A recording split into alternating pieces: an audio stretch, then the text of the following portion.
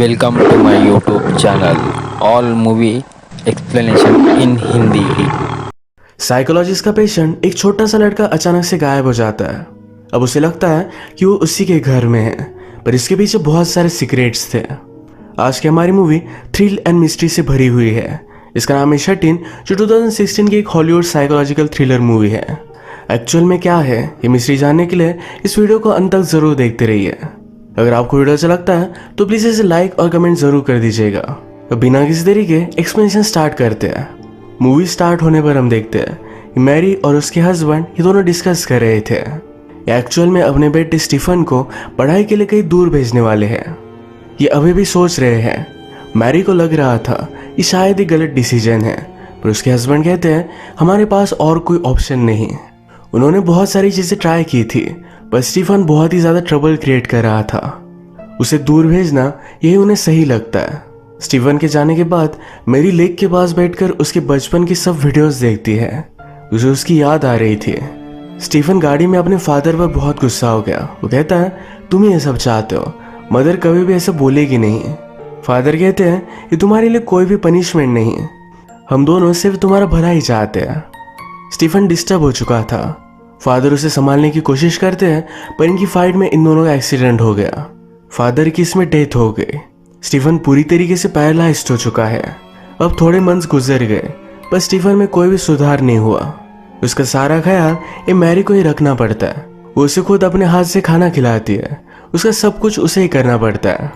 TV पर हम notice करते हैं कि यहाँ बड़ा सा स्नो स्टॉर्म आने वाला है। मैरी एक साइकोलॉजिस्ट थी। उसका एक छोटा सा लड़का जिसका नाम है टॉम, ये एक पेशेंट था। एक्चुअल में टॉम के पेरेंट्स नहीं थे। वो फॉस्टर होम में रहा करता है। उससे सही नहीं लगता, बहुत सारा ट्रबल क्रिएट करता है, लड़कों से झगड़ा कर लेता है। उसकी इस ट्रबल्स की वजह से उसे अलग अलग फॉस्टर होम में शिफ्ट किया जाता है। इस बार भी थोड़ी टाइम तक वो मैरी का पेशेंट था। उसने स्कूल में कुछ बच्चों को मारा और उसका ट्रांसफर होने वाला है। मैरी कहती है कि मेरे साथ अगर वो और थोड़े टाइम तक थेरेपी करता रहा तो शायद हम प्रोग्रेस कर सकते हैं। मैरी अपने हर पेशेंट को हेल्प करना चाहती थी। गवर्नमेंट के ऑफिसर ने सुना नहीं और टॉम को लेकर जाती है। नेक्स्ट डे में मैरी अपने खुद के साइकोलॉजिस्ट से बात कर रही थी। उससे कहती है कि वो स्टीफन को अकेले मैनेज नहीं कर सकती और उसे एक केयर हाउस में रखने वाली है। यह बातों बातों में हमें पता चला कि एक्चुअल में स्टीफन को कहीं दूर भेजने का प्लान ये मैरी का ही था। वो एक ही टाइम पर उसकी मदर और साइकोलॉजिस्ट नहीं हो सकती थी। उसे बहुत ही बुरा लगता है कि स्टीफन को उसने दूर भेजा और अब वो बहुत ही ज्यादा दूर चला गया है। इस हालत से वापस नहीं आ सकता। रात में जब वो स्टीफन को बात देती है तो पानी में डुबाकर उसने उसे मारने की कोशिश की, पर ये सिर्फ उसका एक ड्रीम था। वो इस ड्रीम से उठी, उसे बाहर कुछ आवाज आ रही थी। उसे लगा कि उसके गैराज में कोई घुस आया है। वो पुलिस को कॉल कर देती है, पर जब उसने देखा तो टॉम ही था। ये अपने फॉस्टर होम से भाग आया था। उसने पुलिस को घर आने से मना कर दिया। वो टॉम को घर में लेकर जाती है और गवर्नमेंट ऑफिसर को उसने कॉल कर दिया। टॉम फिर से सिस्टम में जाना नहीं चाहता था, तो यहाँ से बाहर भाग गया। मैरी ने उसे ढूंढने की बहुत कोशिश की, पर ढूंढ नहीं पाई। अगली सुबह उसके घर पर पुलिस आए। वो कहते हैं इतने टाइम तक वो स्नो में था, अब तक शायद उसकी डेथ हो गई होगी। मैरी टॉम के लिए बहुत वरीड थी। आज रात फिर से उसकी नींद खुल गई।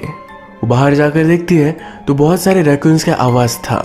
वो जल्दी से भागकर घर में आ रही थी, तभी एक हाथ ने दरवाजा बंद होने से रोक लिया। ये हाथ व्हीलचेयर पर स्टीफन का था। ये भी उसका एक सपना ही है। इस सब के पीछे का रीजन आपको आगे पता चलेगा। नेक्स्ट डे मैरी अपने और एक पेशेंट को ट्रीट कर रही थी। वो भी टॉम के बारे में बात करता है। कहता है अब तक उसकी डेथ हो गई होगी।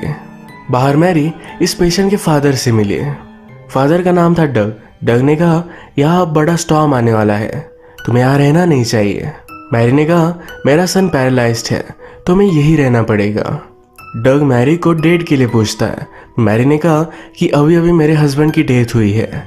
ये सुनकर डग को बहुत बुरा लगा। वो यहाँ उस पर गुस्सा हो गई थी। आज रात मैरी ने टॉम को अपने बेडरूम में देखा।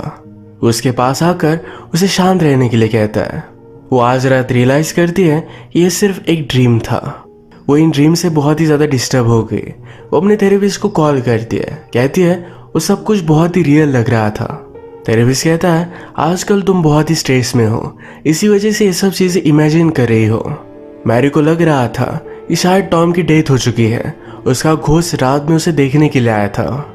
उसका साइकोलॉजिस्ट कहता है शायद तुम्हारी नींद डिस्टर्ब हो रही है, तो इसी वजह से ये तुम इमेजिन कर सकते हो। तुमने मुझसे पहले बात की थी कि जैसे स्टीफन बड़ा हो रहा है तो तुम्हें लगता है तुम उसे खो रही हो। शायद उसी के बचपन का रूप तुम्हारे सपने में आता है। मैरी भी इन सब बातों को जाने देती है। साइकोलॉजिस्ट ने उसे एडवाइस किया कि तुम अपने ब्लड टेस्ट करवा लो। उसके ब्लड लेने के लिए फिर एक लेडी आई। उसे कहती है तुम्हारा ब्लड प्रेशर बहुत ही हाई है। शायद उसकी हेल्थ यही रीज़न है वो सब कुछ देख रही है। बाद में उसकी असिस्टेंट उसे मिलने के लिए आई। असिस्टेंट कहती है सुपर शॉप में मैं डग से मिली थी। उसने तुमसे जो भी बात की तो इसके लिए उसे बुरा लग रहा था। मैरी कहती कि मेरी ही गलती थी, मैं उस पर चिढ़ गई थी।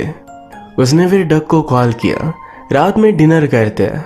ये दोनों डिस्कस करते हैं कि जिस तरीके से बच्चे बड़े होते हैं तो लगता है कि वो अलग ही पर्सन है।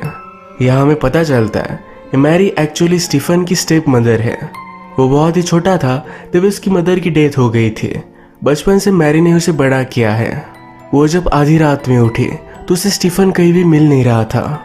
लॉन्ड्री के हॉल से कुछ आवाज आता है तो उसे देखती है तो उसमें से एक हाथ उसे पकड़ लेता है।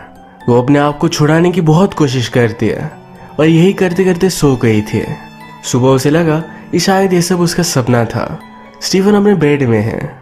वो जब उसके पास आई तो उसके गाल पर कुछ मार्क्स है तो और भी ज्यादा डिस्टर्ब हो जाती है। साइकोलॉजिस्ट ने कहा तुम्हारी रिपोर्ट आने दो फिर हम बात करेंगे। टीवी पर न्यूज आती है कि टॉम की डेथ हो चुकी है। उसे बहुत बुरा लगा। रात में अपने बेसमेंट में कुछ चीजें जब वो रख रही थी तो ऊपर डग आ गया। उसे कहता है आज रात टॉम आने वाला है, अगर तुम चाहो तो मेरे साथ चल सकती हो। मैरी उसे मना कर देती है। डग ने कहा कि टॉम की डेथ नहीं हुई, उन्हें जो लड़का मिला था वो कोई और था। मैरी को सुनकर अच्छा लगा। टॉम के लिए सब कुछ वो रेडी कर रही थी तो डॉग को यहाँ से जाने के लिए कहती है। रात में अपने थेरेपिस्ट से फिर से उसने बात की। थेरेपिस्ट उस पर बहुत ही गुस्सा था। वो कहता है तुम तुम्हारे मेडिसिन को मिक्स कर रही हो।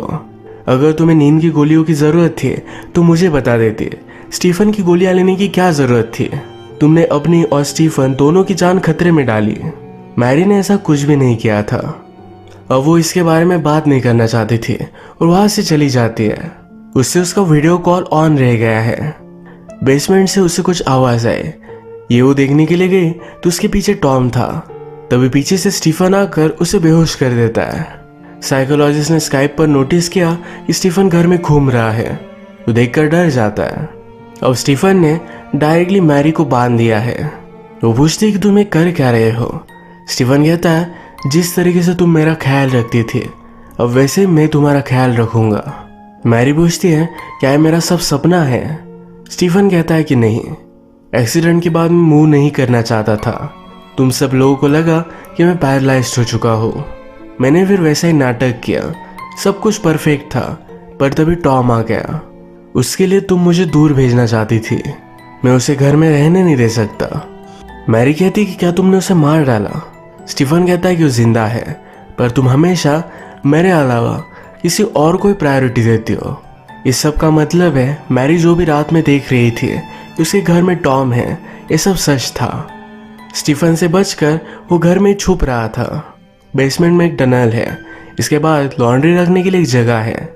ऐसे करते करते घर में वो छुपता रहता है। अब स्टीफन टॉम को मार डालेगा, यानी कि वो मैरी के साथ अकेला रह सकता है। साइकोलॉजिस्ट स्टीफन को देखकर डायरेक्टली अब मैरी के घर आ रहा था। उसने पुलिस को भी कॉल कर दिया। स्टीफन टॉम को मारने के लिए चला गया और मैरी के हाथ बंधे हुए थे। उसने बहुत ट्राई किया और अपने आप को छुड़ा लिया। स्टीफन मैरी को गोलियां देता था तो इसी वजह से रात में वो बेहोश हो जाती थी। उसे अजीब से सपने आते थे। मैरी बेसमेंट में आई। स्टीफन ने टॉम को बांध दिया है। उसे मारने के लिए अब वो रेडी हो रहा था। मैरी कहती है कि प्लीज ऐसा कुछ भी मत करो।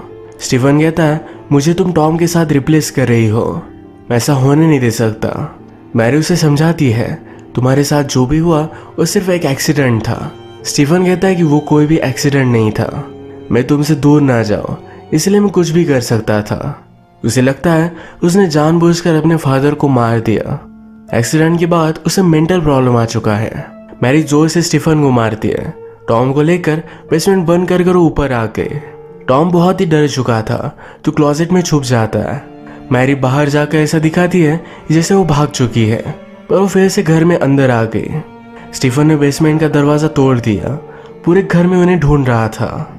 उसने बाहर जाकर देखा तो मैरी के स्टेप्स उसे दिखे, पर वो बहुत ही स्मार्ट है। वो समझ गया मैरी अभी भी घर में ही है। वो हर जगह पर ढूंढ रहा था, तभी साइकोलॉजिस्ट वहां पर पहुंच जाता है। अचानक से स्टीफन उसके सामने आकर चाकू से उस पर वार कर देता है। वो कहता है, तुमने उसे कहा था कि मुझे दूर भेजना है। वो मुझसे प्यार करती है, हम दोनों को कोई भी जुदा नहीं कर सकता। और इसके बाद स्टीफन सारे घर को लॉक कर रहा था। वो ऊपर खिड़कियां बंद करने के लिए गया, तभी मैरी बाहर जाकर देखती है तो डग की बॉडी पड़ी हुई है। डग मैरी को डेट कर रहा था। स्टीफन को अच्छा नहीं लगा, तो इसी वजह से उसने उसे भी मार डाला। मैरी ने साइकोलॉजिस्ट को जख्मी देखा। साइकोलॉजिस्ट कहता है, उसे जो भी लगता है इसे तुम हाँ कहो, इसी से उसे तुम कंट्रोल कर सकते हो। जल्दी से मैरी टॉम को किचन में लेकर जाती है। वहां की विंडो से उसे बाहर निकाल दिया। जल्दी से स्टीफन वहां पर पहुंच गया। वो टॉम को मारने वाला था, मैरी उसे रोक लेती है। कहती है अब वो दूर चला जा चुका है, अब सिर्फ हम दोनों ही रहेंगे हमेशा के लिए। वो मैरी को भी हर्ट करता, तभी टॉम ने एक डिस्ट्रैक्शन क्रिएट किया। मैरी एक पैन से स्टीफन को घायल कर देती है। टॉम और मैरी फिर जल्दी से इस घर से बाहर निकल गए। स्टीफन अभी भी होश में था तो उनके पीछे भागता है। ये भागते भागते लेक की बोट के पास जा रहे थे। मैरी पीछे थी तो स्टीफन उस पर वार कर देता है। टॉम को मारने के लिए वो आगे चला गया। वो टॉम को पानी में डुबा रहा था। भागते भागते मैरी टॉम को बचाने के लिए आई। स्टीफन का ये हैमर लेकर उसे वो मार डालती है। मैरी तो स्टीफन को उसके एक्सीडेंट में लॉस्ट कर चुकी थी। जो स्टीफन लौट कर आया वो स्टेबल नहीं था। वो टॉम को मार डालता तो उसके पास और कोई भी ऑप्शन नहीं था। हम देखते हैं मूवी में कुछ टाइम गुजर चुका है। मैरी टॉम को ऑफिशियली अडॉप्ट कर लेती है। ये दोनों अलग सिटी में चले गए। टॉम उसके साथ खुश था। इसी तरीके से ये मूवी एंड हो जाती है। अगर आपको वीडियो अच्छा लगा तो प्लीज़ इसे लाइक कर दीजिएगा। मैं बहुत सारी मूवीज़ लेकर आता रहता हूँ, तो प्लीज़ चैनल को सब्सक्राइब कर दीजिए और बेल नोटिफिकेशन आइकन